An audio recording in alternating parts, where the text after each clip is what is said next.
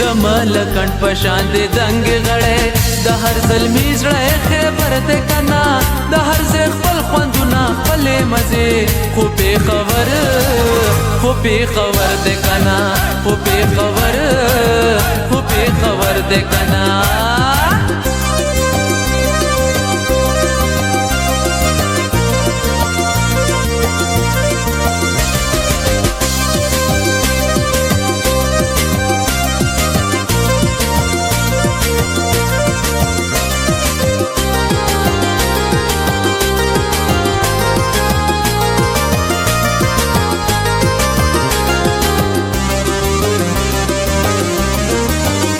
پختنې سنگار د غوړی د په خبر نه کمی ستور